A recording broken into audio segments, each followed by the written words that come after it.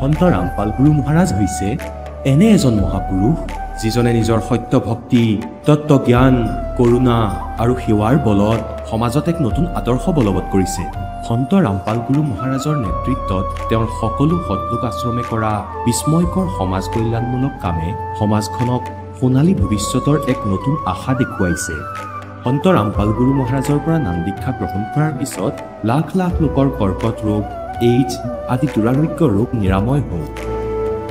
সন্তজনাৰ জ্ঞানৰ পৰা অনুপ্ৰাণিত হৈ তেওঁৰ অনুগামীসকলে লাখ লাখ ইউনিট ৰক্তদান কৰে। সন্তজনাই লাখ লাখ ভগ্নী কন্যাৰ যৌতুকমুক্ত বিয়াৰ আয়োজন কৰালে। সন্তজনাই লাখ লাখ মানুহক ড্ৰাগছ আসক্তিৰ পৰা মুক্ত কৰিলে। কোটি কোটি ধ্বংসপ্ৰাপ্ত পৰিয়াল শান্তিত লাগিল। সন্তজনাৰ আশ্ৰমত সমাৱেশৰ সময়ত বিনামূলীয়া চকুৰ চিকিৎসা আৰু দন্ত চিকিৎসাৰ ব্যৱস্থা কৰা হয়। সন্ত ৰামপাল গুৰু মহাৰাজৰ দ্বাৰা পৰিৱেশ সুৰক্ষাৰ উদ্দেশ্যে সময়ে সময়ে বৃহৎ পৰিসৰত বৃক্ষৰোপণ কৰা হয়। সন্তজনাই আৰ্তজনক তাৎক্ষণিক সকাহ দিবলৈ এম্বুলেন্স সেৱা আৰম্ভ কৰিছিল। সন্তজনাই তেওঁৰ অনুগামীসকলক তেওঁলোকৰ শৰীৰ দান কৰিবলৈ অনুপ্ৰাণিত কৰে, যাতে মানৱতাৰ সেৱা আৰু চিকিৎসা ক্ষেত্ৰত উন্নতি কৰিব পৰা যায়। সন্ত ৰামপাল গুৰু মহাৰাজৰ সকলো আশ্ৰমত প্ৰতিদিনে বিনামূলীয়া ধৰ্মভোজৰ আয়োজন কৰা হয়, য'ত প্ৰতিবাৰেই প্ৰতিটো জাতি, প্ৰতিটো ধৰ্মৰ মানুহে একেলগে বহি ভোজন কৰে।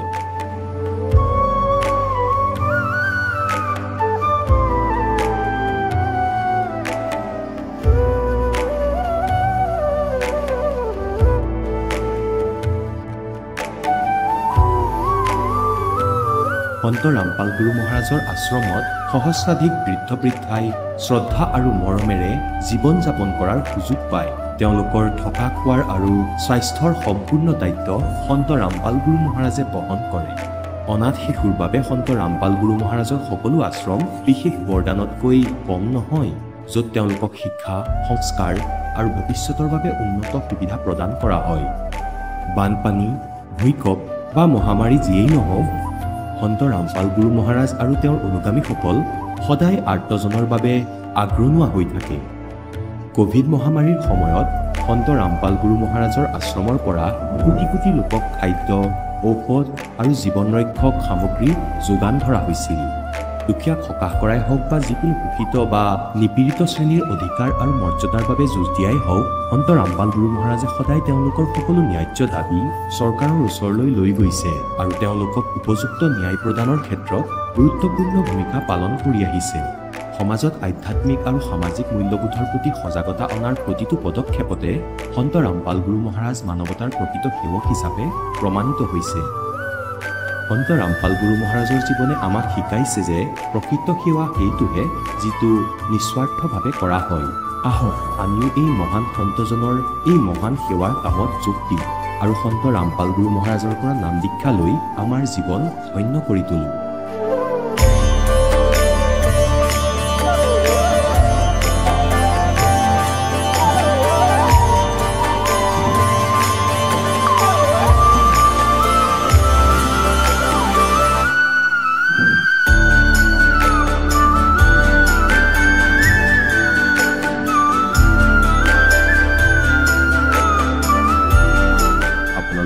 পৰিয়ালৰ সৈতে সৎলোক আশ্ৰমলৈ আন্তৰিকতাৰে আমন্ত্ৰণ জনোৱা হয়।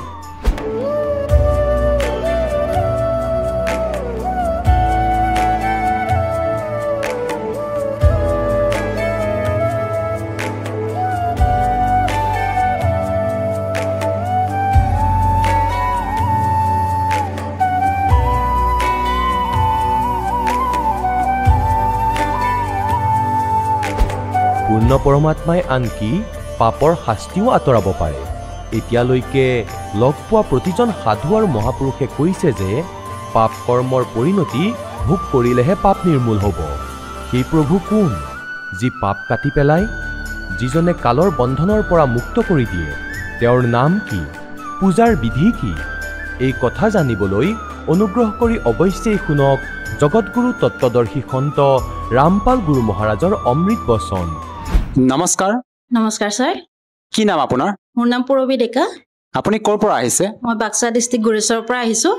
আপুনি সন্ত ৰামপাল গুৰু মহাৰাজৰ পৰা নাম দীক্ষা কেতিয়া লৈছিল মই 2022 চনৰ নৱেম্বৰ মাহত লৈছিলোঁ আৰু সন্ত ৰামপাল গুৰু মহাৰাজৰ পৰা নাম দীক্ষা লোৱাৰ আগতে আপুনি কেনে ধৰণৰ সাধনা কৰিছিল সচৰাচৰ যিটো আমাৰ পূজা পাতল চলি থাকে আপোনাৰ শিৱ পূজা দুৰ্গা দেৱীক মই পূজা কৰিছিলোঁ আৰু ব্ৰত ৰাখিছিলোঁ আৰু শিৱ পূজা আপোনাৰ ধৰক সোমবাৰটোত মই প্ৰতি সোমবাৰে গাখীৰ ঢালিব গৈছিলোঁ আপুনি জনালে যে আপুনি আপোনাৰ হিন্দু সমাজত প্ৰচলিত পৰম্পৰা হিচাপে ব্ৰত ৰাখিছিলে লগতে আপুনি শিৱ মন্দিৰত গৈ শিৱ লিংগত গৈ আপুনি গাখীৰ ঢালিছিল এনেধৰণৰ সাধনা কৰি থকা সত্ত্বেও আপুনি সন্ত ৰামপাল গুৰু মহাৰাজৰ শৰণলৈ কিয় আহিব লগা হ'ল হয় মই একচুৱেলি সেই আগত যিখিনি পূজা পাতল কৰি আছিলোঁ তাৰ পৰা একো লাভ পোৱা নাছিলোঁ আৰু সেইটো কাৰণে মই সন্ত ৰামপাল মহাৰাজী গুৰুজীৰ চৰণত আহিব লগা হ'ল বৰ্তমান যি আপুনি সন্ত ৰামপাল গুৰু মহাৰাজৰ শৰণত আহি ভক্তি সাধনা কৰি আছে ইয়াৰ দ্বাৰা আপুনি কেনেধৰণৰ লাভ পাইছে হয় ইয়াৰ দ্বাৰা লাভ বুলি ক'লে বহুতখিনি লাভ পাইছোঁ তাৰে ভিতৰত মোৰ ডাঙৰ লাভ দুটা আপোনাৰ প্ৰথম কথা হ'ল মোৰ দাঁতৰ অপাৰেশ্যন হ'ব লগা আছিল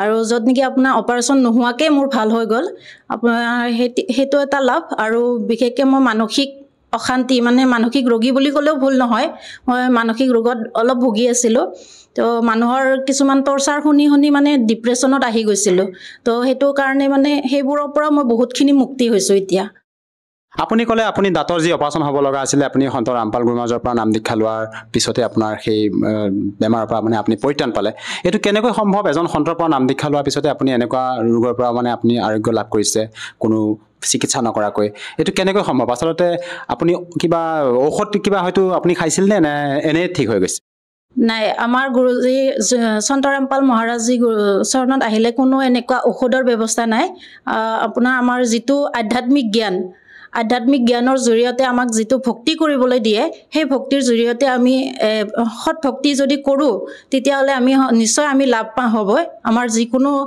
বেমাৰ হওক যিমান ডাঙৰ বেমাৰ হওক যিমানেই প্ৰব্লেম নহওক আৰ্থিক অনাটনৰ পৰা সকলোখিনিৰ পৰা মুক্তি পাব পাৰি আৰু অন্য কিবা আপুনি লাভ পাইছেনে ইয়াৰ বাহিৰেও ইয়াৰ বাহিৰেও বহুতখিনি সৰু সুৰা বহুত তেনেকুৱা লাভ পাই আছোঁ আৰু আপুনি আগতে যিবিলাক সাধনা কৰি আছিলে সেই সাধনাবিলাকৰ দ্বাৰা আপোনাৰ কোনো লাভ হোৱা নাছিলে আপুনি বৰ্তমান সন্ত ৰামপাল গুৰু মহাৰাজৰ পৰা নাম দীক্ষা লোৱাৰ পিছতে এনেধৰণৰ লাভ পাইছে আপুনি বিভিন্ন ধৰণৰ পূৰ্বী মহাশয়া আমি আৰু এষাৰ কথা জানিব বিচাৰিম যিহেতু আপোনালোকৰ ভক্তসকলৰ যেতিয়া আমি অনুভৱ চাওঁ তেওঁলোকে নিজৰ লগতে পাৰিবাৰিকো বহু উপকাৰ পোৱা বুলি এবাৰ নিজৰ মত ব্যক্ত কৰে আপুনি পাৰিবাৰিক তেনেকুৱা লাভ পাইছেনে সন্ত ৰামপাল গুৰু মহাৰাজৰ পৰা হয় মই বহুতখিনি লাভ পাইছোঁ আৰু বিশেষকৈ মোৰ মানুহজনৰ ইমান ডাঙৰ চিৰিয়াছ হৈ গৈছিলে তেওঁ মানে চিৰিয়াছৰ য'ত নেকি আপোনাৰ বাচাৰ কোনো আশা নাছিল এটা ছাইড পেৰেলাইজ হৈ গৈছিলে তো গুৰুজীৰ চৰণত অহাৰ পিছত তেওঁৰ গোটেইখিনি মানে সম্পূৰ্ণৰূপে তেওঁ সুস্থ হৈছিলে আপোনাৰ নাম নোলোৱাৰ আগতে আমাৰ সন্ত ৰামপাল মহাৰাজী গুৰুজীৰ চৰণত নাহাৰ আগত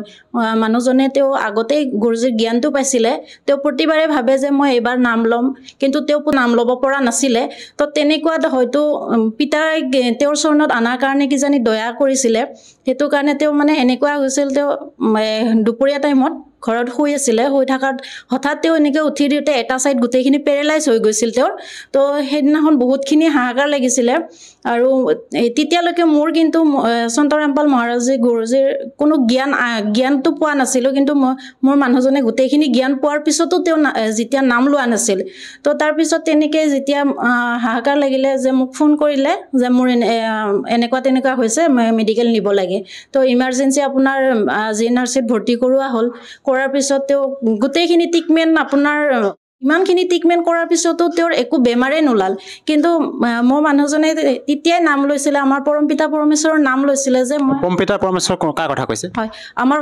যিজন ভগৱান কবিৰ চাহেব তেখেতৰ কথা কৈছোঁ তেওঁৰ নাম লৈ কৈছিল যে পিতা মই এবাৰ আপোনাৰ চৰণত আহিমহে যেনেকৈ নহওক এবাৰ মোক যেনেকৈ নহওক আপুনি ভাল কৰি দিয়ক তেওঁ মানে আহি থাকোঁতে নাম লৈ আহিছিল গুৰুজীৰ তো তেনেকৈ যেতিয়া হস্পিটেল পোৱাৰ পিছত তেওঁক বহুতখিনি ECG কিবা কিবি বহুত ধৰণৰ মানে চেকআপ কৰাৰ পিছতো কোনো একো বেমাৰেই নোলাল আনকি আপোনাৰ গেষ্ট্ৰিকৰ প্ৰব্লেমো এটা নোলাল বুলি ক'লে তো আমি আচৰিত হৈছোঁ যে এইটো কেনেকুৱা হ'ব পাৰে যে ইমান মানুহজনে এটা ছাইড সম্পূৰ্ণৰূপে মৰি গৈছে য'ত নেকি আপোনাৰ একো কৰিব পৰা নাই এইটো কেনেকৈ সম্ভৱ হ'ব পাৰে তো তেতিয়া মোক মানুহজনে কৈছিলে যে মই বাৰে বাৰে ভুল কৰি আছোঁ মোৰ পিতাৰ জ্ঞানখিনি যে আমাৰ সন্ত ৰামপাল মহাৰাজৰ জ্ঞানখিনি হোৱাৰ পিছতো মই তেওঁৰ চৰণত আহিব পৰা নাই তো সেইটো কাৰণে মানে মোৰ আজি ইমানখিনি প্ৰব্লেম হৈ গৈছে তথাপিও মই এতিয়ালৈকে নাম ল'ব পৰা নাই তেনেকৈ কৈছিলে। তেতিয়া মই কৈছিলোঁ আপুনি যদি সেইটো ভাবি থৈছে তেতিয়াহ'লে আপুনি সন্তৰামপাল মহাৰাজজী গুৰুজীৰ চৰণত আহক সোনকালে, নিশ্চয় আপোনাৰ ভাল হ'ব। আৰু তেওঁৰ দয়াতে হয়তো আজি আপোনাৰ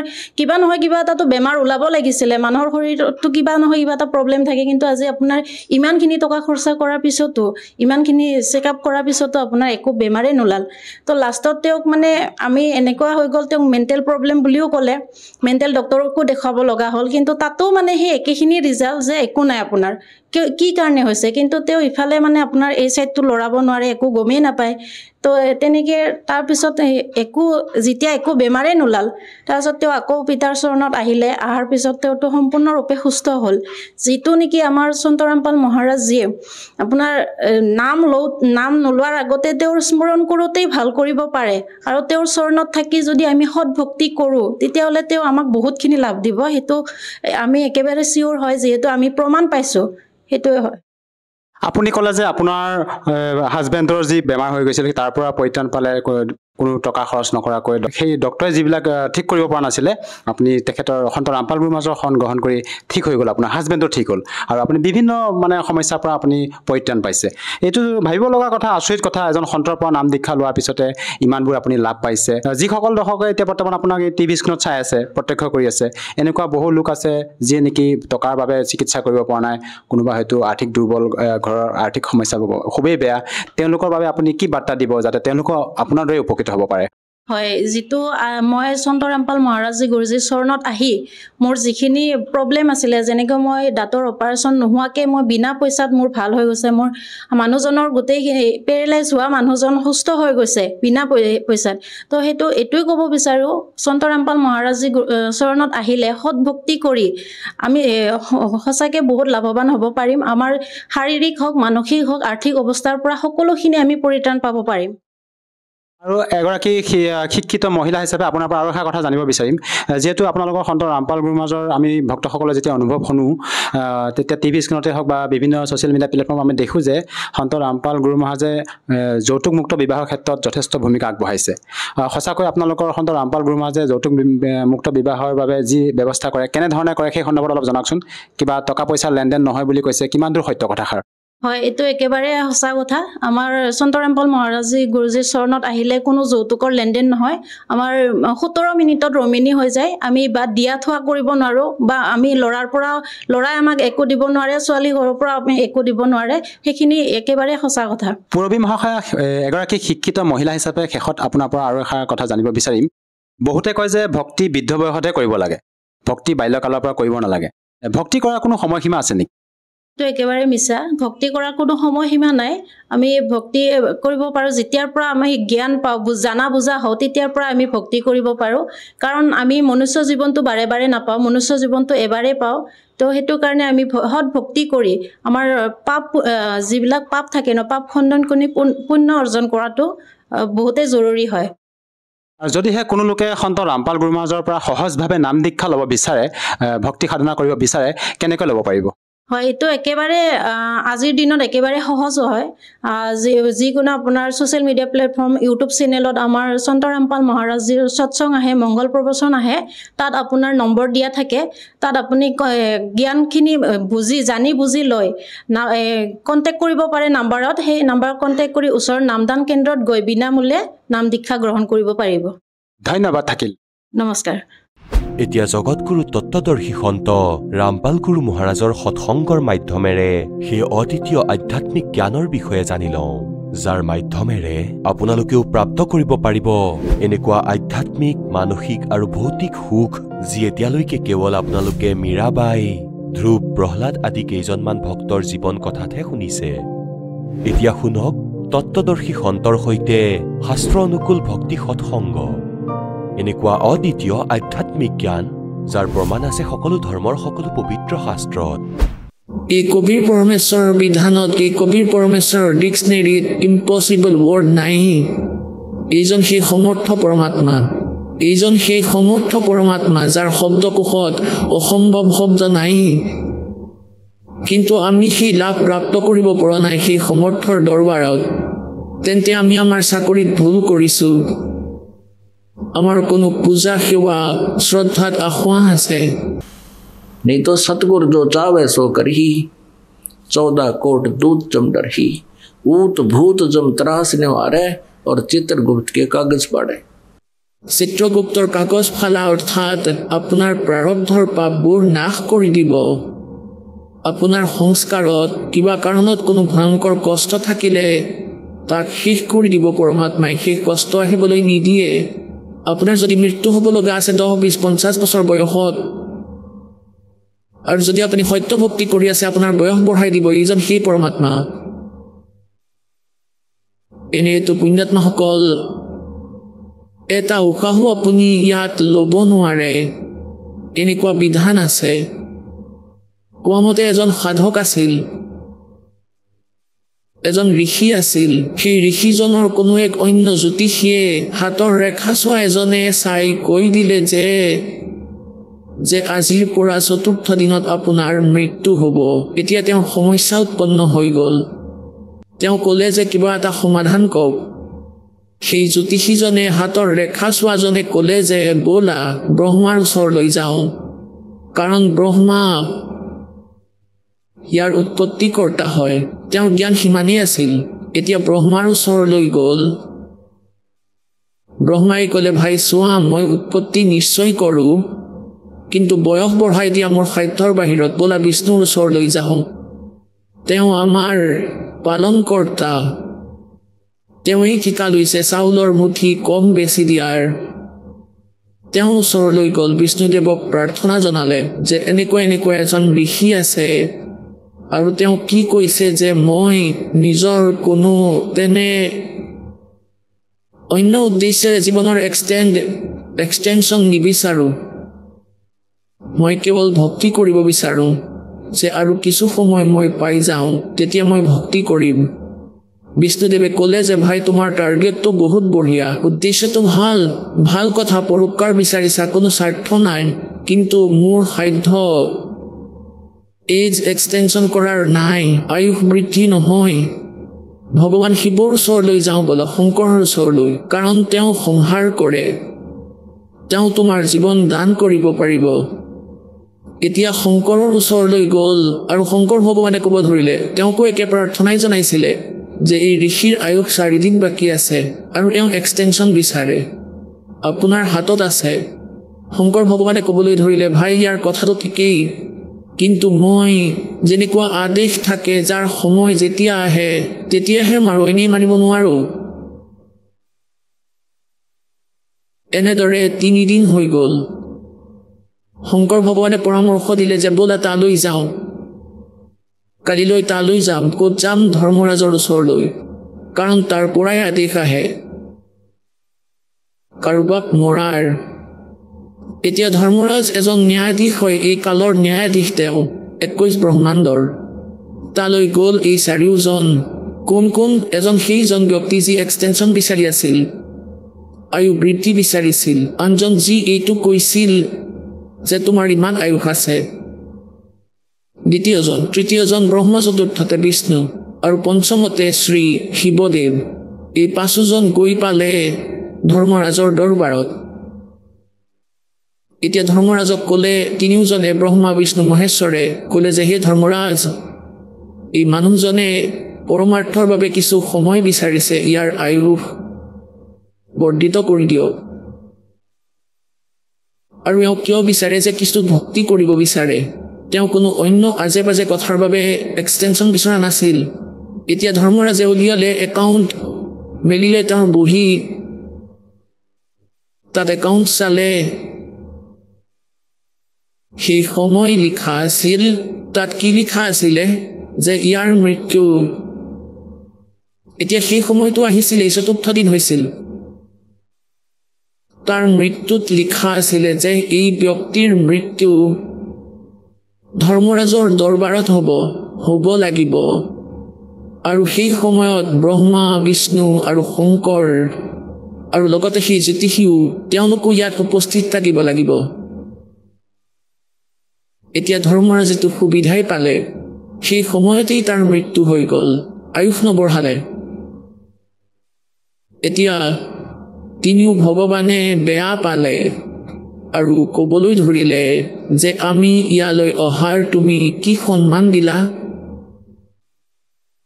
তুমি বৰ বেয়া তুমি এনেকুৱাই নে তোমাৰ ডিঙি কাটিম বুলি কৈ ত্ৰিশূল তুলি ল'লে কোনে সুদৰ্শন চক্ৰ তুলিলে এতিয়া তেওঁ ক'লে ধৰ্মৰাজে যে ভগৱান মোৰ ওপৰত খং নকৰিবা মইতো এজন চাকৰহে সেই পৰম পিতাৰ যাৰ আদেশ আহে আৰু এয়া চোৱা খাতা বহি ইয়াত কি লিখা আছে তেওঁ দেখুৱালে যে ইয়াৰ মৃত্যু ধৰ্মৰাজৰ দৰবাৰত আৰু এই চাৰিওজনৰ উপস্থিতিত হ'ব পঞ্চমজন এওঁ ধৰ্মৰাজে ক'লে আপোনালোকেতো মোৰ বৰ সুবিধাই কৰি দিলে নহ'লে কিবা কাৰণ দেখুৱাই আপোনালোকক গোট খুৱাব লাগিল হয় আৰু শুনা যদি তোমালোকে ইমান বেয়াই পাইছা তেন্তে নিজৰ আয়ুস দি দিয়া এওঁক এতিয়াই জীৱিত কৰি দিম নিজৰ আয়ুস কোনে নিদিব বাহ তিনিও গুচি গ'ল তাৰ পৰা সোনকালেই গুচি গ'ল গতিকে পুণ্যাত্মাসকল मासा घटे न तिल बधे विद ना लिखे जो लेख और सच्चा सतगुरु मेट कर ऊपर मार दे मेघ যেনেকৈ অভিমন্যু আছিলে অভিমন্যু সুভদ্ৰাৰ পুত্ৰ শ্ৰীকৃষ্ণৰ ভাগিন মহাভাৰতৰ যুদ্ধত চক্ৰবিহুত পৰি মৰিছিলে শ্ৰীকৃষ্ণই কান্দি আছিল অৰ্থাৎ শ্ৰী বিষ্ণুৱে কওক বা শ্ৰীকৃষ্ণই কওক সুভদ্ৰাই কান্দি আছিলে হিয়াধা কৰি কান্দিছিল পাণ্ডৱৰ বংশ নাশ হৈ আছিলে ভগৱান শ্ৰীকৃষ্ণই তেওঁক জীয়াই তুলিব নোৱাৰিলে আপোনালোকে অন্য এটা কথাও শুনিছে চাগে ভগৱান শ্ৰীকৃষ্ণ আৰু অৰ্জুন সাধুৰ বেশ ধৰি ৰজা মূৰধ্বজৰ ঘৰলৈ গৈছিল আৰু তাত এটা মায়াবী বাঘ তৈয়াৰ কৰিছিলে সিংহ আৰু তাত কৈছিলে যে আমাৰ বাঘে মাংস খায় মনুষ্যৰ আৰু শুনি লোৱা মনুষ্যও কিন্তু আপোনাৰ ঘৰৰ সদস্যহে সি খাব কোনোবা এজনক ধৰি আনিলে নহ'ব এতিয়া পুণ্যাত্মাসকল আগৰ সন্তৰ বহুত মহিমা আছিলে তেওঁলোকে সাধু সন্তৰ বহুত আদৰ কৰিছিল আৰু এয়াও ভাবিছিলে যে সাধুৰ ৰূপত কেতিয়াবা ভগৱান আহে তেতিয়া মূৰধ্বজে ক'লে যেনেকৈ আপুনি যেনেকৈ ক'ব তেনেকুৱাই হ'ব গতিকে মূৰধ্বজে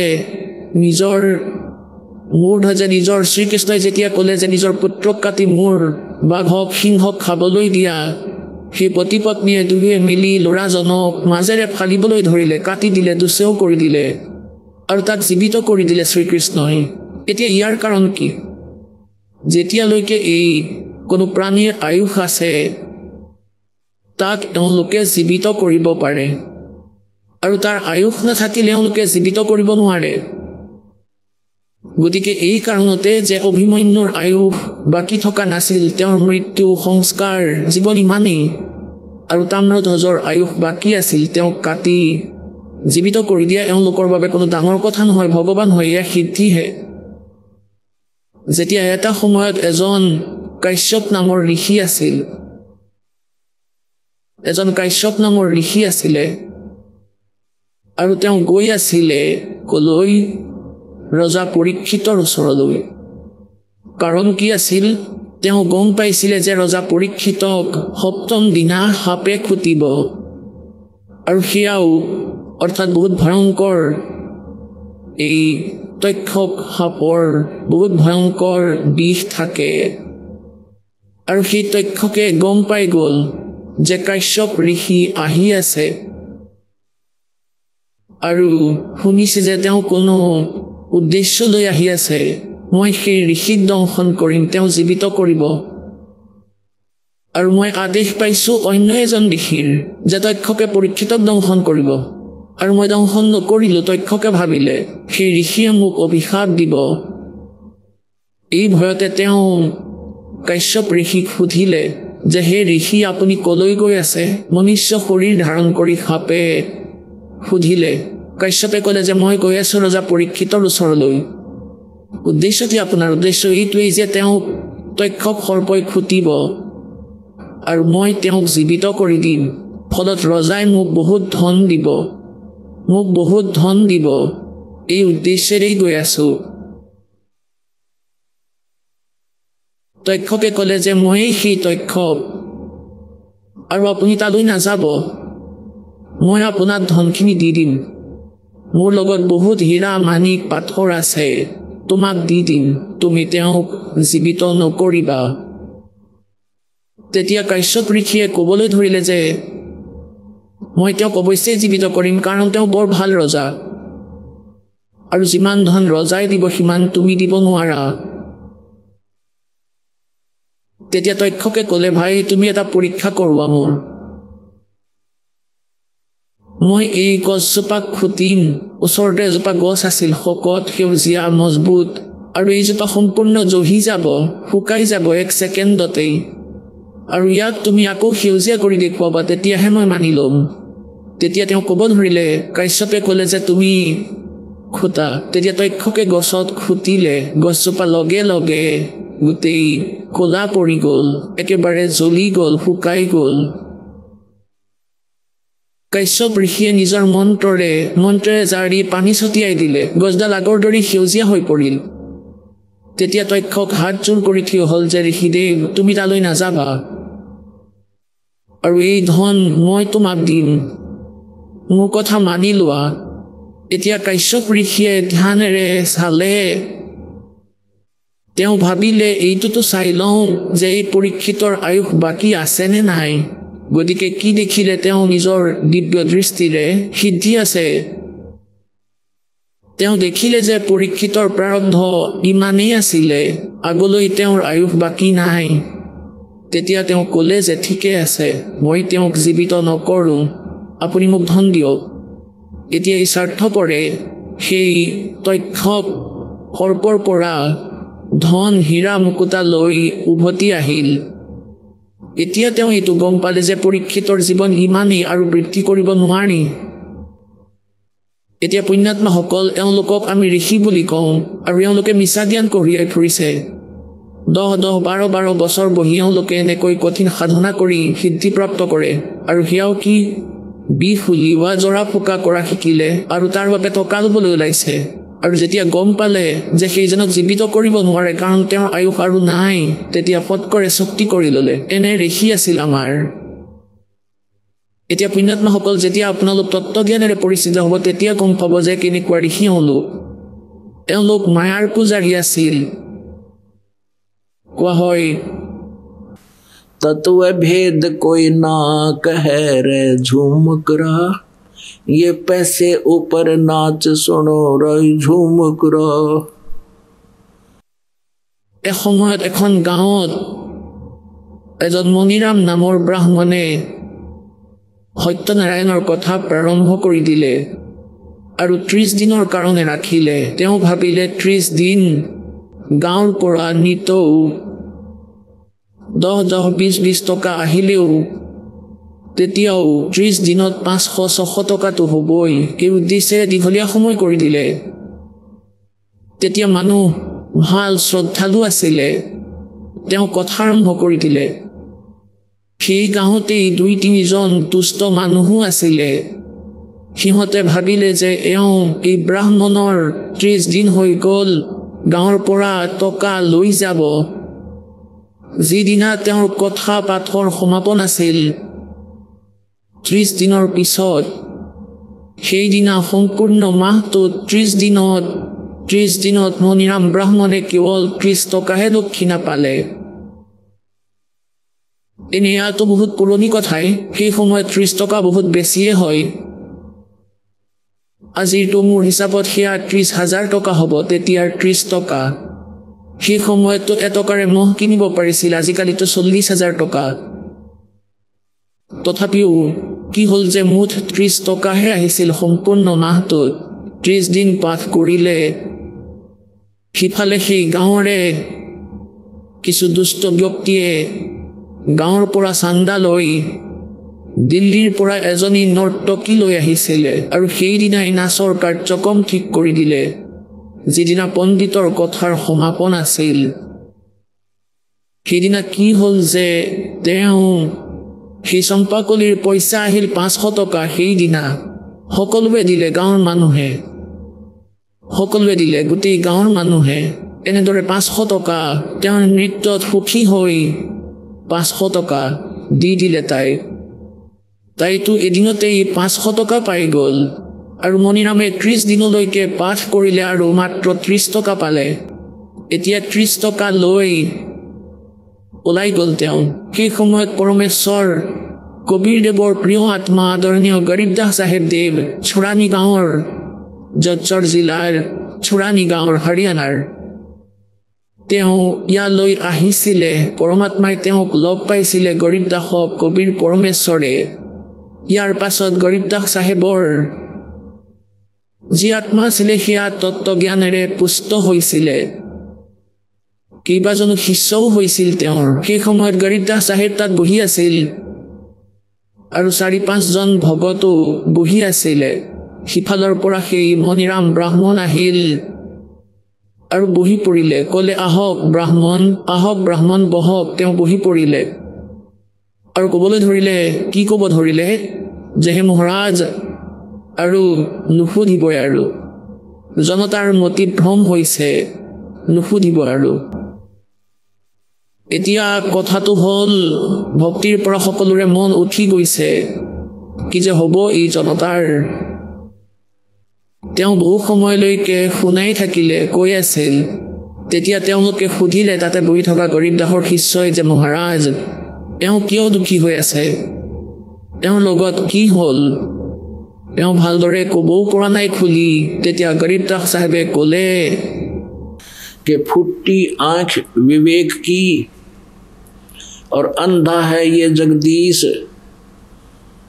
चंपा कली को 500 मणिराम को 30 এতিয়া এইটো মুস্কিল ইয়াৰ বাবে এইটো সমস্যা সন্মুখত এতিয়া মণিৰামে কোৱাও নাছিল গৰীবদাসক যে তেওঁ কি দুখত দুখী হৈ আছে যেতিয়া তেওঁ এই কথা মণিৰামক কৈ দিলে যে মণিৰাম এই কাৰণে দুখী कि फुट्टी ज्ञान विवेक की और अंधा है जगदीश ইয়াৰ এই কাল ভগৱানে এনেকৈ কৰে এনেকৈ ওলোটাকৈ কাম কৰোৱাই তেওঁ ধাৰ্মিক কাম কৰি আছিলে কিন্তু তেওঁতো লোভী আছিলে তেওঁনো কি ভাল কাম কৰি আছিলে তেওঁৰ উদ্দেশ্য টকা গোটোৱাহে আছিল আৰু সিফালে চম্পাকলিৰ কামো টকা গোটোৱাই আছিল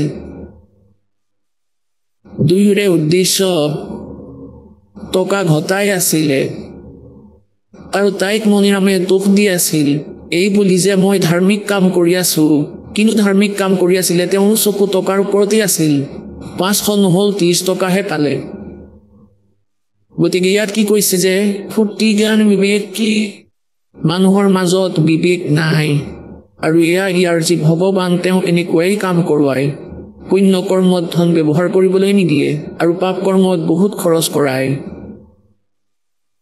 আৰু চম্পাকলিক 500 মণিৰামক 30 টকা তেওঁ এনেকুৱা সমস্যাগ্ৰস্ত আৰু সেই দুখী হৈ পৰিছে ভৰিত ধৰিলে মণিৰামে হে ভগৱান আপুনি কেনেকৈ গম পালে তেতিয়া পৰমাত্মাই ক'লে যে ভাই মই কেনেকৈ গম পালো এই কথা বহুত বেলেগ বাকী আপোনাৰ উদ্দেশ্য সেই চম্পাকলিতকৈ কম নাছিলে ক'লে হয় মহাৰাজ একেবাৰেই সঁচা এতিয়াহে জ্ঞান হ'ল পৰমাত্মাই তেওঁক ক'লে এই মায়েৰে তুমি কি কৰিবা তুমি পাঠ কৰি ঘূৰি ফুৰা তোমাৰ নিজৰেই জ্ঞান নাই पारायण करते फिर ये घर घर बार द्वार आप ज्ञान है नहीं और किसका करो उद्धार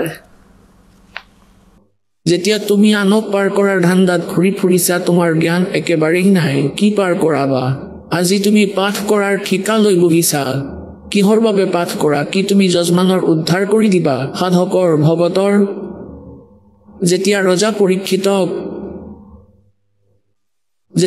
পৰীক্ষিতক সাপে খুটিব লগা আছিল তেতিয়া সকলোৱে ভাবিছিলে যে ৰজা পৰীক্ষিত বহুত ভাল মানুহ তেওঁৰ জীৱন এক্সটেণ্ড হ'ব লাগে ভাল ধাৰ্মিক ৰজা তেওঁ গতিকে সেই সময়ত এটা কথা কোৱা হৈছিল যে এই শ্ৰীমদ ভাগৱতৰ কথা এওঁক 7 দিনলৈ শুনাব লাগে 7 দিন ইয়াৰ কথা পাঠ কৰাব লাগে ইয়াৰ সমাধান এইটোৱেই গতিকে সেই সময়ত গৰীবদাস চাহেবে ক'লে যে সেই সময়ত এই বশিষ্ঠ মুনিও তাতেই আছিলে আৰু ব্যাসদেৱ যিজনে এই 18 পুৰাণ সুধা সাগৰ শ্ৰীমদ ভাগৱত লিখিছে তেওঁ তাতেই বিদ্যমান আছিল কাৰো সাহস নহল কথা শুনোৱাৰ কাৰণ সপ্তম দিনা পৰিণাম আহিব লগা আছিল আৰু তেওঁলোকৰ পপুলাছৰ ওলাই পৰিব সকলো পিছ মুহকিল সুখদেৱ ঋষিক মতা হল স্বৰ্গৰ পৰা বিমানত বহি আহিল তেওঁ স্বৰ্গৰ পৰা তেওঁ 7 দিন কথা শুনালে এতিয়া 7 দিন কথা শুনাই কণ্টিনিউয়াছলি আৰু হিফালে তেওঁ এইটো জানিছিলে যে সপ্তম দিনা তেওঁৰ মৃত্যু হ'ব গতিকে এই স্থিতিত যেতিয়া মানুহে ভগৱানৰ চৰ্চা শুনে তেওঁৰ বিশেষ শ্ৰদ্ধা জাগে মনত শ্ৰদ্ধাৰ উদ্ৰেক হয় তেওঁ জানে সপ্তম দিনা তেওঁ যাব নাথাকিব গতিকে মুহূৰ্তৰ বাবেও তেওঁ ধ্যান নাতৰায় আৰু কথা শুনোৱাজনো যোগ্য অধিকাৰী হ'ব লাগে তেতিয়াহে তাৰ পৰা লাভ পোৱা যায় গতিকে তেওঁ 7 দিন কথা শুনালে সেই সুখদেৱ ঋষিয়ে এতিয়া কিমান দূৰ উদ্ধাৰ কৰিলে যে তেওঁ স্বৰ্গলৈ গ'লগৈ কাৰণ এই সংসাৰৰ পৰা তেওঁৰ মন উঠি গ'ল আৰু স্বৰ্গ হিয়া কেৱল সুধা সাগৰ অৰ্থাৎ শ্ৰী ভাগৱত কথা শুনিয়েই নহয় তেওঁ এজন বহুত পুণ্যকৰ্মী প্ৰাণী আছিল ডাঙৰ যজ্ঞ কৰিছিলে কাৰণ সেই সময়ত যি ব্ৰাহ্মণ আছিলে তেওঁলোকে বেদ পাঠ কৰিছিলে বেদৰ মন্ত্ৰ পাঠ কৰিছিলে ওম নামৰ জপ কৰিছিলে আৰু তেওঁলোকে যেনেকুৱা হলেও বেদ অনুসৰি সাধনা কৰিছিল আৰু কৰোৱাইছিল সেয়া যজ্ঞ আছিলে ধৰ্মযজ্ঞ কৰাইছিল ভোজ কৰাইছিল গতিকে সেই যজ্ঞৰ পৰিণাম স্বৰূপে তেওঁ স্বৰ্গলৈ গ'ল কিন্তু সেই কথাই ইমান কাম কৰিলে সেয়াও যজ্ঞজনৰ পৰা শুনি যে তেওঁৰ আস্থা ইয়াৰ পৰা আঁতৰি শ্ৰীমদ ভাগৱতত বৰ্ণিত সেই স্থানৰ ভগৱান শ্ৰীকৃষ্ণৰ মহিমাৰে তেওঁৰ সেই আস্থা হৈ গ'ল और जा आशा ता बासा होई मन कर्म वचन सुमरियो सो ইয়াৰ আধাৰতেই তেওঁ গুচি গ'ল গতিকে এই কথাবোৰৰ পৰা আমি পুণ্যাত্মাসকলে এটা ভাল সাৰ বস্তু উলিয়াই ল'লো আৰু নিজৰ জীৱনটোক সেইদৰে গঢ়িব লাগিব এতিয়া যেনেকৈ এতিয়া সকলো ফালে গুৰুৱেই গুৰু দেখা পাব ময়ো আপোনাৰ পাঠ কৰি দিম বুলি হাতত পুথি লৈ ওলাই যায় ময়ো পাঠ কৰি দিম কিয় যায় তেনেকৈ কাৰণ তেওঁলোকে জানে টকা লাগে আৰু ধৰ্মপ্ৰায়সকলে ভক্তি সাধনা অনুষ্ঠান পাতিব বিচাৰে আৰু এওঁলোক নিজেই জ্ঞানৰ সৈতে অপৰিচিত সেই শ্ৰদ্ধালুসকল সেই নকলি গুৰুৰ পৰা পাঠ কৰায় সেই এওঁলোকৰ সুবিধা হৈছে এওঁলোক হ'ল এনেই পাঠ কৰি ঘূৰি ফুৰাসকল এবাৰ এজন ৰজাই ঘৰ বনাইছিলে নহল আৰু তাত ব্ৰাহ্মণে কৈ দিলে যে ইয়াত বিদ্বান ব্ৰাহ্মণৰ দ্বাৰা 5-7 জন ব্ৰাহ্মণৰ দ্বাৰা জপ কৰাব লাগে অৰ্থাৎ পাঠ কৰাব লাগে মন্ত্ৰৰ জপ কৰাব লাগে বেদৰ মন্ত্ৰৰ গতিকে ঋষিয়ে মন্ত্ৰীক ডিউটি দি দিলে যে মন্ত্ৰী তুমি যোৱা ব্ৰাহ্মণক বিচাৰি আনিবা এজন ভাল কাশী বিদ্যাপীঠত পঢ়ি আহিছিল এজন ব্ৰাহ্মণে তেওঁৰ ঠিকনা পাই মন্ত্ৰীয়ে তেওঁক মাতি পঠালে তেওঁ নিজৰ সাধনা আৰম্ভ কৰি দিলে প্ৰতিদিনে এটা মোহৰ দিছিল সেই মন্ত্ৰীয়ে তেওঁ দক্ষিণা হিচাপে কেইদিনমান যেতিয়া হৈছিলে নিতৌ এটা মোহৰ পাইছিলে এটা সোণৰ মুদ্ৰা যি আজিৰ হিচাপত হ'লে 10-20 হাজাৰ হ'ব যেনেকৈ এতিয়া সেয়া 10 গ্ৰামৰ আছিল আজিকালি তাৰ দাম 26,000 টকা 25,000 টকা প্ৰতি তোলাত এনেকৈ তেওঁ এটা সোণৰ মুদ্ৰা এটা মোহৰ প্ৰতিদিনে তেওঁ আনে তেওঁৰ পত্নী ব্ৰাহ্মণীয়ে নতুন কাপোৰ চিলাই ল'লে নতুন জোতা ল'লে আৰু পিছত সেই চুবুৰীৰে তিৰোতাবোৰ এটা কুৱাৰ পৰা পানী আনিবলৈ গৈছিল তেতিয়া তাত চাই ইজনীয়ে সিজনীক যে কি পৰিৱৰ্তন হৈছে কি কাৰণত পৰিৱৰ্তন হৈছে বৰ সুন্দৰ কাপোৰ পিন্ধিছে ভাল জোতা পিন্ধি আছে তেতিয়া সুধিলে এজনী ব্ৰাহ্মণীয়ে যে কাৰণটো কি আপুনিতো বহুত ভাল কাপোৰ পিন্ধি আছে তাই ক'লে মোৰ স্বামী যি হয় তেওঁ ৰজাৰ তাত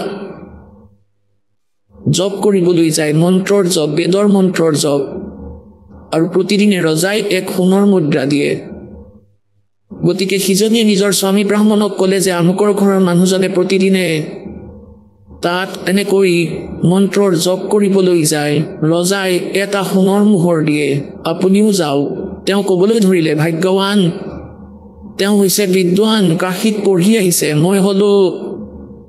মইতো এনেই মাত্ৰ যেনে তেনে কৰি দিওঁ তাই কাজিয়া কৰিব ধৰিলে যে তুমি একো কৰিবই নিবিচাৰা তুমি এনেকুৱা তুমি তেনেকুৱা তেওঁ ভাবিলে এইজনীয়ে সদায় কাজিয়া কৰিব গৈয়ে চাওঁ কি হয় তেওঁ গুচি গ'ল বেশভূষা একেই আছিল দুয়োৰে ইও ব্ৰাহ্মণ সিও ব্ৰাহ্মণ বাহিৰৰ পৰা চালে এতিয়া তাত গৈ পালে তেওঁ মন্ত্ৰীক ক'লে ভাই ময়ো আহিলোঁ পাঠ কৰিবলৈ ক'লে আহক তেওঁ ক'লে আপোনাৰ প্ৰয়োজন আছিল ৭-৫জন ব্ৰাহ্মণ গোটাব লগা আছিল তেওঁকো বহিবলৈ দিলে তেওঁ তাত বহি মন্ত্ৰ মাতিব এওঁ তাত বহি তেওঁ একোৱেই ক'ব পৰা নাছিল মাত্ৰ কৰিছিল ওম ভূৰ্ভুৱ স্বাহা ভূৰ্ভুৱ স্বাহা এওঁক যি কয় তাকেই কয় স্বাহা তেওঁ যদি কয় স্বাহা আৰু সন্ধিয়া দুয়ো উভতি গ'ল আৰু এটা এটা সোণৰ মোহৰ পালে আৰু তৃতীয়জনীয়ে গম পালে আৰু নিজৰ মানুহজনকো পঠিয়াই দিলে তেনেকৈ কোৱা কৰি তেওঁ বহুত মানা কৰিলে মই নোৱাৰোঁ তেওঁকো পঠিয়াই দিলে এতিয়া তেওঁ গৈ বহি পৰিল তৃতীয়জনেও ক'ব ধৰিলে যে ময়ো ব্ৰাহ্মণ হয় মন্ত্ৰী মহোদয় মন্ত্ৰীয়ে ক'লে যে বহক ইয়াতেই বহক আপুনি বহুত দয়া কৰিলে ভগৱানে নিজেই ব্ৰাহ্মণক পঠাই দিলে নহ'লে মই বিচাৰি আনিব লগা হ'ল হয় এতিয়া সেই প্ৰথমজনেতো নিজৰ মন্ত্ৰ ঠিকেই কৈছিল দ্বিতীয়জনে কৈছিল এওঁ যেতিয়া কয় স্বাহা তেওঁ কয় তেতিয়া স্বাহা তৃতীয়জনেও বহি পেলাই তেনেকৈয়ে ক'বলৈ ধৰিলে যে স্বাহা কিমানলৈকে চলিব এই স্বাহা অৰ্থাৎ যেতিয়া ধৰা পৰিব মাৰ খাব লাগিব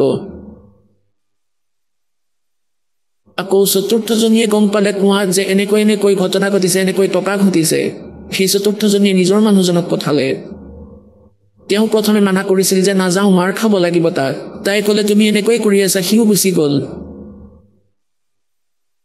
তেওঁকো বহিবলৈ দিলে এতিয়া প্ৰথমজনেতো নিজৰ মন্ত্ৰ জপ কৰি কয় স্বাহা দ্বিতীয়জনে কয় স্বাহা তৃতীয়জনেও কয় এনেকৈ স্বাহা চতুৰ্থজনেও কয় চলিবলৈ দিয়া যিমানলৈকে চলে স্বাহা অৰ্থাৎ যেতিয়ালৈকে সুবিধা পাই আছোঁ চলিবলৈ দিয়া স্বাহা এওঁলোকে স্বাহা ক'বলৈহে জানিছিলে গতিকে কোৱাৰ তাৎপৰ্য এইটোৱেই যে এনেকুৱা স্থিতি আহিছে ভক্তিৰ পৰা দূৰ হোৱাৰ বাবে গতিকে কথা হৈছে পৰমাত্মাই আমাক এইটো ক'ব বিচাৰিছে যে কবিৰ পৰমেশ্বৰ সি সমৰ্থ শক্তি হয় তেওঁ নিজৰ মহিমা নিজেই কৈছে আৰু যেতিয়া পৰীক্ষা কৰা হ'ল সঁচা প্ৰতিপন্ন হ'ল তেওঁক যেতিয়া আমি পৰমাত্মাক চিনি পালোঁ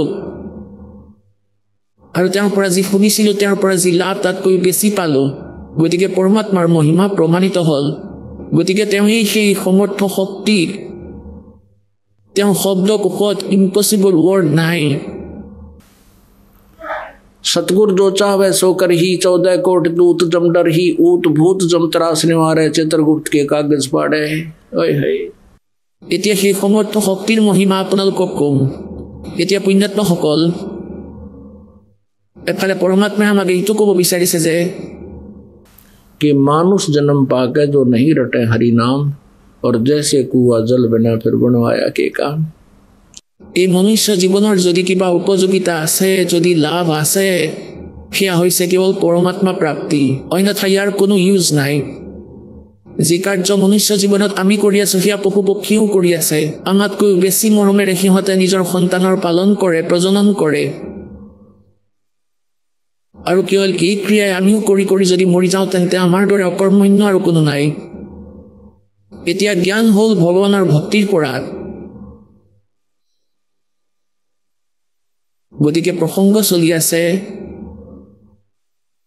এতিয়া বিষয় চলি আছে যে সেই সমৰ্থ শক্তিৰ দৰবাৰত কোনো বস্তুৰ অভাৱ নাই যদি আপোনাৰ লাভ হৈ থকা নাই তেন্তে আপোনাৰ সেৱাত ত্ৰুটি আছে অৰ্থাৎ আপোনাৰ সেৱা স্মৰণ ভক্তি শ্ৰদ্ধাত কিবা ত্ৰুটি আছে সেয়া ঠিক কৰি লোৱা তেতিয়া চাবা কেনেকৈ লাভ নহ'ব আহক আমি এতিয়া সেই শ্ৰদ্ধালুসকলৰ অনুভৱবোৰ জানো যিসকলে জগতগুৰু তত্ত্বদৰ্শী সন্ত ৰামপাল গুৰু মহাৰাজৰ পৰা দীক্ষা প্ৰাপ্ত কৰিছে তথা তেওঁ কোৱা ভক্তি মাৰ্গ এওঁলোকে অৱলম্বন কৰি আছে নমস্কাৰ ছাৰ কি নাম আপোনাৰ? গোলাবৰাও পাটিল। ছাৰ ক'ৰ পৰা আহিছে আপুনি? মালেৰ তাচিৰ ডিষ্ট্ৰিক্ট জিলগাঁও মহাৰাষ্ট্ৰৰ পৰা আহিছোঁ। ছাৰ সন্ত ৰামপালদেৱ মহাৰাজৰ পৰা নাম দীক্ষা লোৱাৰ আগত আপুনি কি ভক্তি সাধনা কৰিছিল? সন্ত ৰামপালদেৱ মহাৰাজৰ শৰণলৈ অহাৰ আগতে আমাৰ ঘৰত যি ৰীতি নীতি আছিলে পুৰণি সেয়াই কৰিছিলোঁ। যেনে ধৰক গণেশ পূজা, ইয়াৰ পিছত যি মানে দেৱী দেৱতাৰ পূজা, ব্ৰত ৰখা, মানে ঘৰত বহুত ভক্তি কৰিছিলোঁ। খণ্ডেৰাওৰ পূজা কৰিছিলোঁ। খণ্ডেৰাও পূজাত প্ৰতি বছৰে ছাগলী মাৰিছিলোঁ। তেওঁ আমাৰ এগৰাকী দেৱী গাঁৱৰ, সেই দেৱীৰ বাবে আমি ছাগলী মাৰিব লাগিছিলে।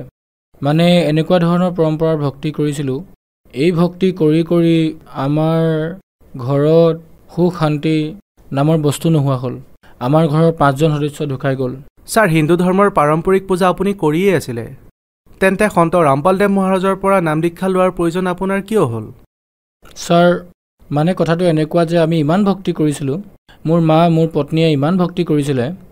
মোৰ মায়ে 7 দিনৰ ভিতৰত 6 দিনটো ব্ৰতেই ৰাখিছিল। গতিকে আমিও তেওঁৰ পিছে পিছে সেইবোৰ কৰিছিলোঁ, কিন্তু কোনো শান্তি নাই, একো নাই। ইয়াৰ বাহিৰে আমাৰ ঘৰত কিবা নহয় কিবা বাধা আহিছিল। এনেকুৱা বাধা আহিছিল যে মোৰ সৰু ভাইটি 4 বছৰতে ঢুকাই থাকিল। তাৰপিছত মোৰ সৰু ভনী 8 বছৰত তাইও মৰিল। ইয়াৰে পিছত মোৰ আৰু ডাঙৰ ভনী এজনীও আছিল, তাই 50 বছৰ বয়সত তাইও ঢুকাল। যিমানেই আমি আগুৱাই গ'লোঁ, মই লাহে লাহে ডাঙৰ হ'লোঁ। তেতিয়া মই আৰ্মি জইন কৰিলোঁ। আৰ্মিলৈ যোৱাৰ পিছত মোৰ দেউতাৰ আকৌ কেঞ্চাৰ হ'ল, কেঞ্চাৰত ঢুকাই থাকিল তেওঁ। গতিকে মই ভাবিলোঁ যে আমি ইমান ভক্তি কৰাৰ পাছতো আমাৰ ইমান কষ্ট কিয় হৈ আছে? এজন এজনকৈ সদস্য আমাৰ ঘৰৰ পৰা গৈ আছে। তাৰপিছত মই মোৰ মাক ক'লোঁ যে আপুনি যি এই ভক্তি কৰি আছে এয়া শুদ্ধ নহয়। আমি ইমান ভক্তি কৰি আছোঁ, তাৰপিছতো আমাৰ ইমান কষ্ট হৈ আছে। গতিকে আমি সেই ভক্তি কৰি কি লাভ? তাৰপিছত ছাৰ মই লাহে লাহে একো নমনা হ'লোঁ। মই নাস্তিক হ'বলৈ ধৰিলোঁ। মই নাস্তিক হ'লোঁ। মই কাকো নমনা হ'লোঁ। যে কোনোবা ভগৱান আছে, মন্দিৰত কি আছে, মই চিধা কৈ দিলোঁ যে মন্দিৰত কেৱল পাথৰ থাকে, একো নিদিয়ে সেয়াই। মই সকলোকে এনেদৰে ক'বলৈ ধৰিলোঁ। ঘৰৰ মানুহে ভাবিলে যে মই পাগলেই হ'লোঁ, ই যি টি কথা ক'বলৈ ধৰিছে। গতিকে ছাৰ আপুনি সন্ত ৰামপালদেৱ মহাৰাজৰ পৰা নাম দীক্ষা কিয় ল'লে, য'ত নেকি ভগৱানৰ পৰা আপোনাৰ বিশ্বাসে উঠি গৈছিল? ছাৰ কথাটো হ'ল যে মই যেতিয়া লাহে লাহে ৰিটায়াৰ হ'লোঁ, ৰিটায়াৰ হোৱাৰ পাছত আমাৰ চুবুৰীয়াৰ মানুহ এজনে মোক জ্ঞান গংগা কিতাপখন দিলে। সেই কিতাপখন মই 10 টকাত কিনিলোঁ। ভাবিলোঁ যে চাওঁচোন ইয়াত কি আছে। মইতো এনেই এইবোৰ নামানিছিলোঁ। পিছত সেই কিতাপখন মই পঢ়িব ধৰিলোঁ। যেতিয়া পঢ়িব ধৰিলোঁ তেতিয়া তাত মই যি আজিলৈকে জ্ঞান পাইছিলোঁ তাৰে বিপৰীত জ্ঞান আছিল ইয়াত। মই ভাবিলোঁ এয়া কেনেকৈ হ'ব পাৰে? ইয়াত লিখা আছে ব্ৰহ্মা বিষ্ণু মহেশ্বৰ, তেওঁলোকৰো মাতা পিতা আছে। তেতিয়া মোৰ অলপ আচহুৱা লাগিল ছাৰ, যে নহয় এই জ্ঞান বেলেগেই হয়। তাৰপিছত মই সেই কিতাপখন পঢ়ি থাকিলোঁ। 3 দিনত মই সেই কিতাপখন পঢ়ি পেলালোঁ। পঢ়াৰ পিছত মোৰ এনেকুৱা লাগিল যে সঁচাকৈ মই সঁচা ভক্তিৰ ফালে আহিছোঁ, মই এই নামদান ল'ব লাগিব। তেতিয়া মই নাম দীক্ষা লৈ ল'লোঁ ছাৰ। ছাৰ আপুনি কৈছে যে আপুনি আগতে ভক্তি কৰি কৰি আপোনাৰ ভগৱানৰ প্ৰতি বিশ্বাস হেৰাই গৈছিল, আপুনি ভগৱানক নমনা হৈ গৈছিলে।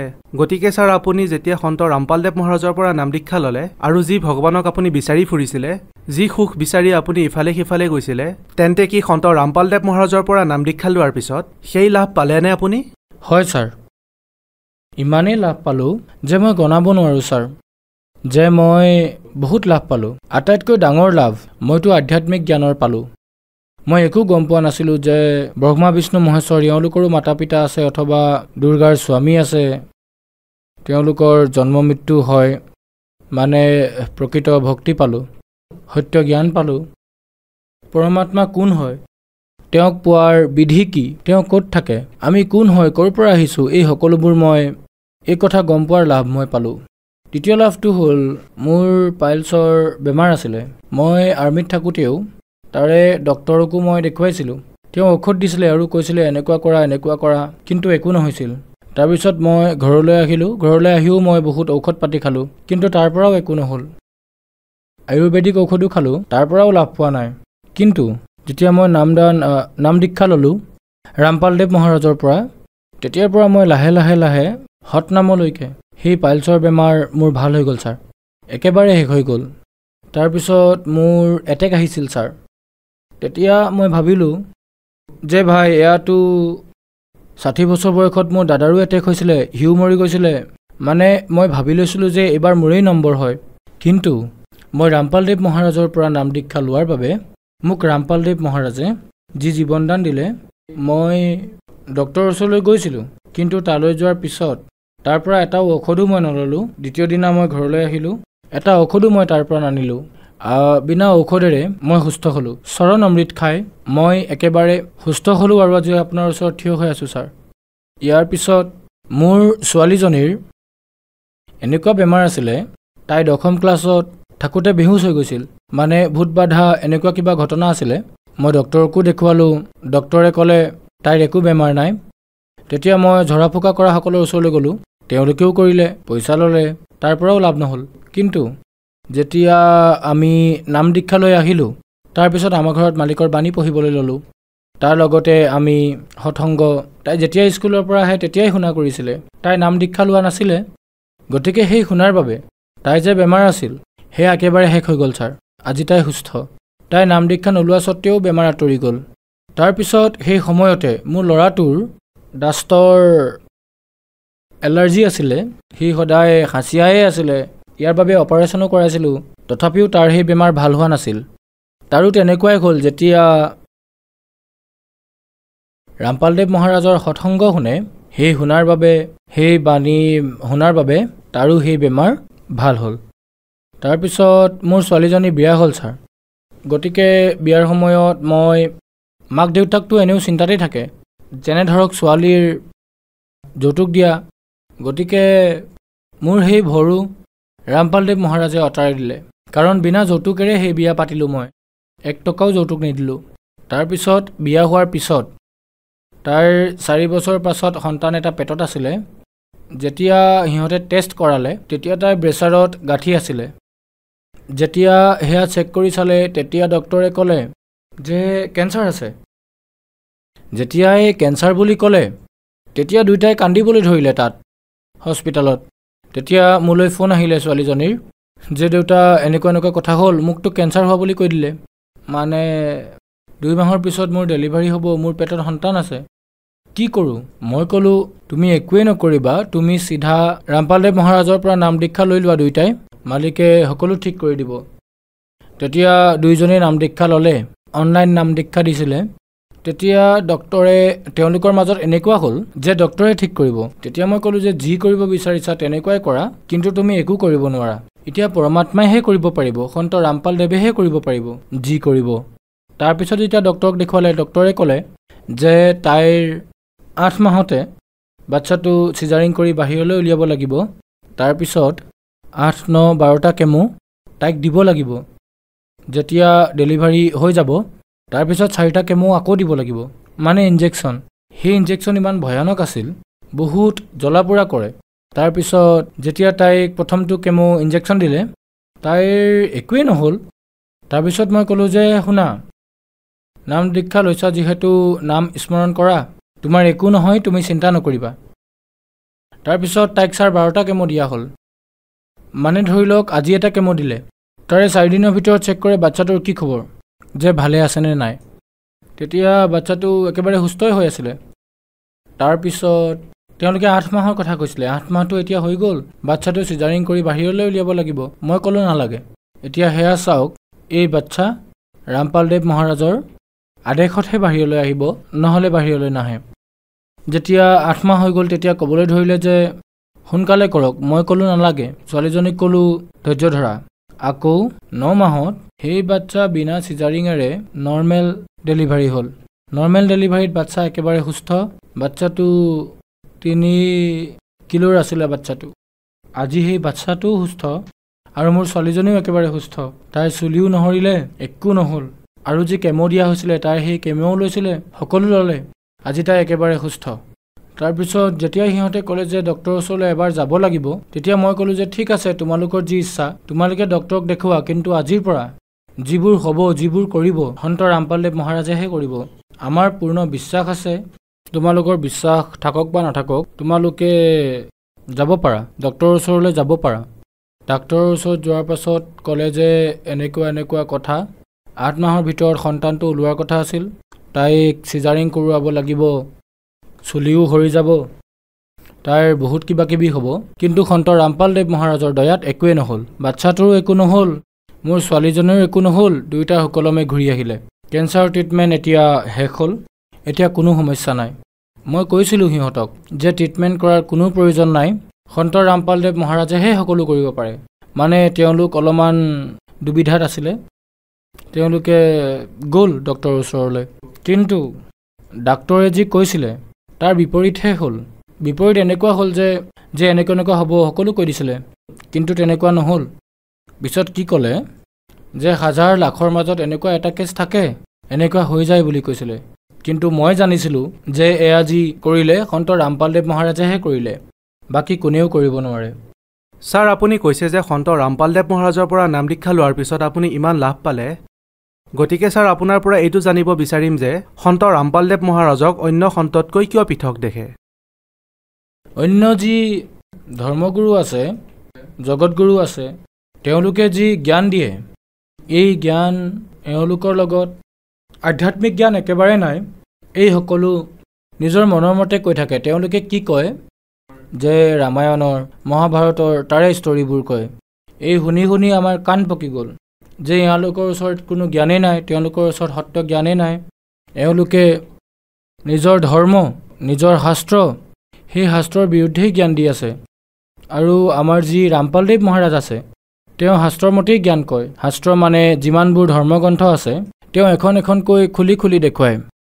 যেনে গীতা, বেদ, বাইবেল, গুৰুগ্ৰন্থ চাহেব, এই সকলোবোৰ গ্ৰন্থ এখন এখনকৈ খুলি খুলি দেখুৱায়।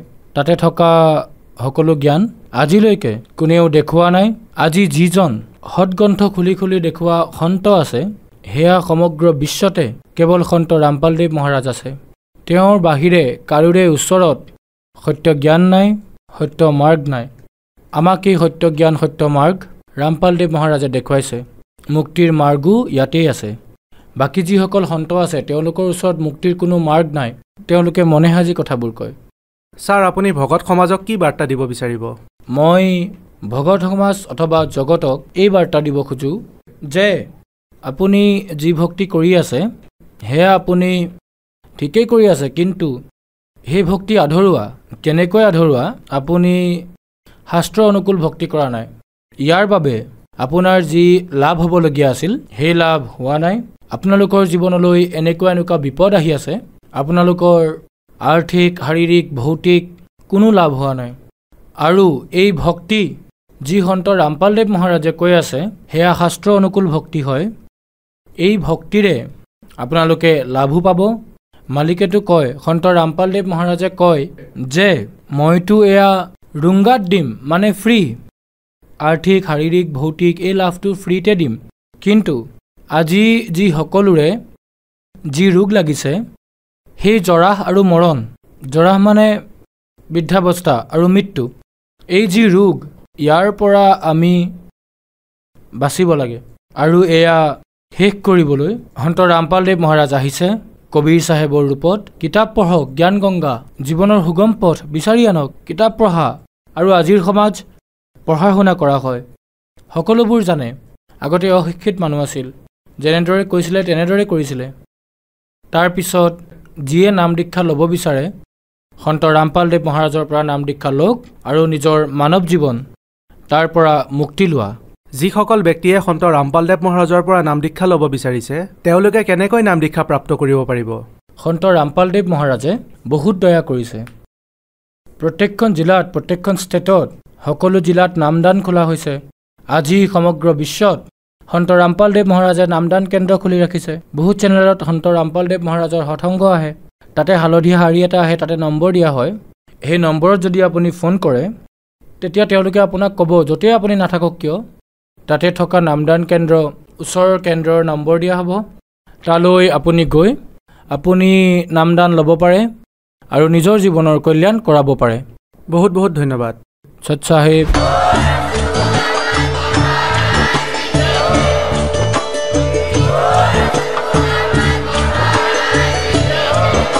আপুনি শুনি আছিলে জগতগুৰু তত্ত্বদৰ্শী সন্ত ৰামপাল গুৰু মহাৰাজৰ মংগল প্ৰবচন।